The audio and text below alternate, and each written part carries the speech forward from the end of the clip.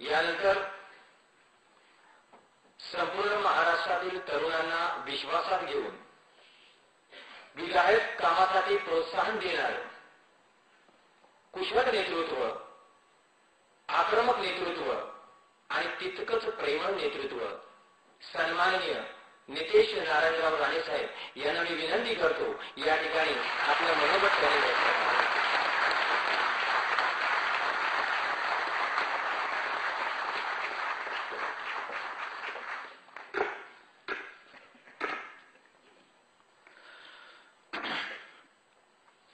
व्यासपीठावर उपस्थित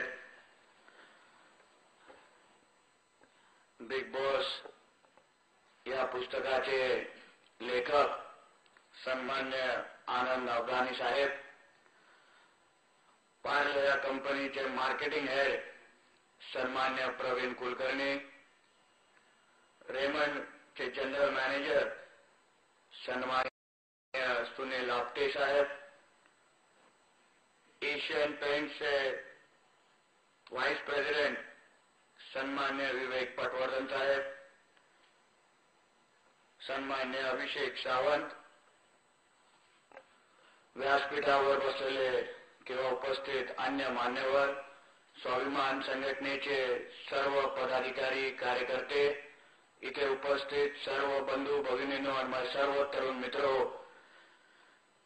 सर्वात प्रथम मी सन्मान्य आनंद अवधानी साहेबांना स्वाभिमान संघटनेचे मार्फत धन्यवाद देतो की त्यांनी आम्हाला या पुस्तकाच्या वितरणाची जबाबदारी दिली आणि आमचं माझं मनोगत या पुस्तकाच्या पहिल्या पानावर छापण्याची परवानगी दिली, म्हणून मी सर्वप्रथम स्वाभिमान संघटनेच्या माध्यमातून मी त्यांना धन्यवाद देतो।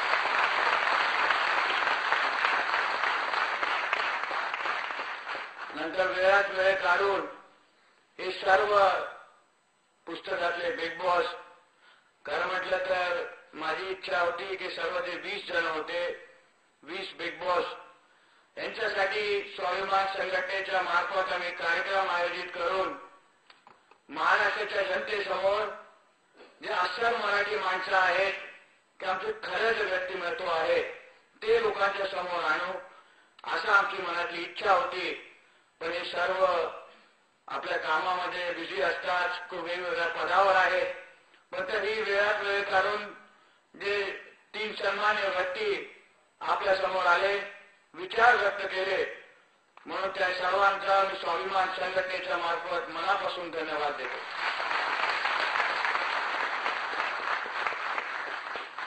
अभिषेक सावंत या मुलांनीही आपल्या मराठी माणसाचं नाव हे आंतरराष्ट्रीय पातळीवर त्यांनी नेलं, आजही नेत आहे, म्हणून त्याचा मुद्दा म्हणून मी येथे त्याला उपस्थित राहायला सांगितलं, त्याचा सन्मान, त्याचा सत्कार केला।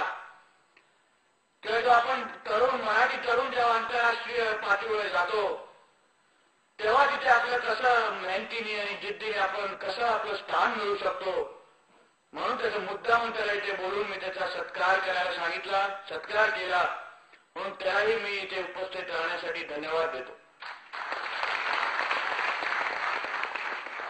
मुद्दा म्हणून इथे जेव्हा मी अवधानी साहेबांना सांगितलं, पुस्तक हातात घेतलं, वाचलं आणि अवधानी साहेबांना मी संपर्क केला, त्याला सांगितलं की साहेब आम्हाला असा एक कार्यक्रम घ्यायचा आहे जिथे येथे सर्व ज्या सन्मान्य व्यक्ती आहेत त्यांचे विचार आमच्या मराठी तरुणांपर्यंत, मराठी जनतेपर्यंत आणि जे अमराठी समाज आहे, जे अन्य जातीचे समाज आहेत त्यांच्या समोरही आमचे जे खरं मराठी माणसाचं व्यक्तिमत्व आहे ते पोचलं पाहिजे, म्हणून आम्हाला या पुस्तकाची वितरणाची जबाबदारी तुम्ही द्या।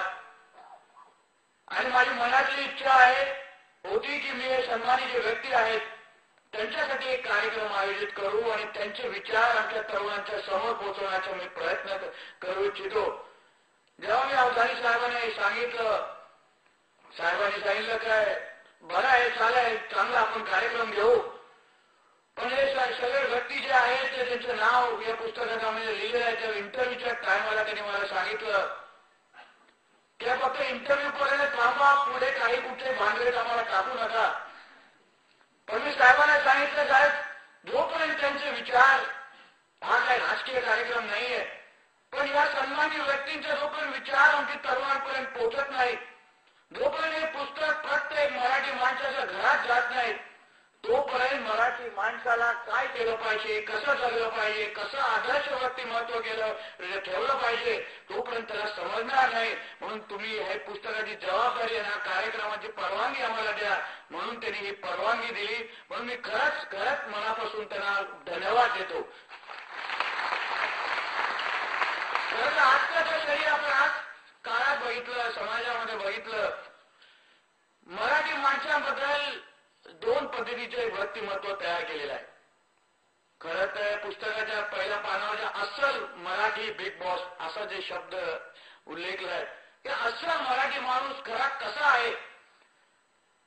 मग दोन जे व्यक्तिमत्व आजच्या काळात समाजामध्ये, मग ते राजकीय दृष्टीमुळे किंवा सामाजिक दृष्टीमुळे तयार झालेलं आहे, ते कधी ना कधी तर आपला खरा जो मराठी माणूस आहे हा बाहेर निघाला पाहिजे.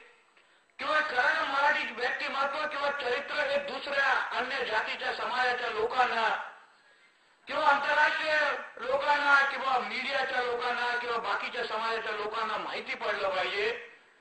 म्हणून खरं हे पुस्तक फार महत्वाचं आहे.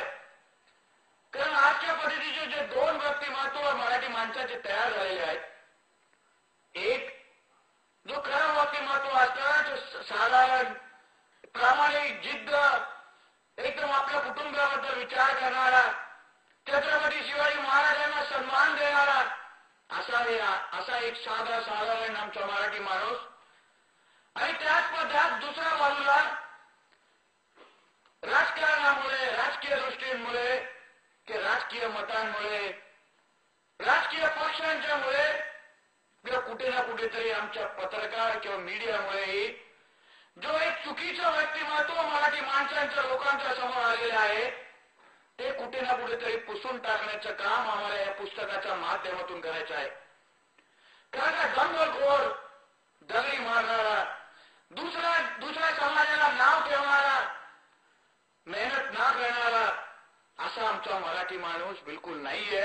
हे सांगण्याचा प्रयत्न आम्ही या कार्यक्रमाच्या माध्यमातून आणि आमच्या पुस्तकाच्या माध्यमातून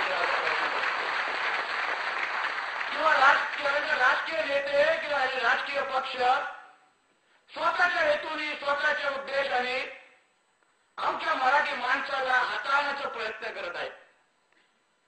किंवा मराठी माणसाला अशा एवढ्या नोकऱ्या मिळायला पाहिजेत, त्याचा असा व्यक्तिमत्व आहे,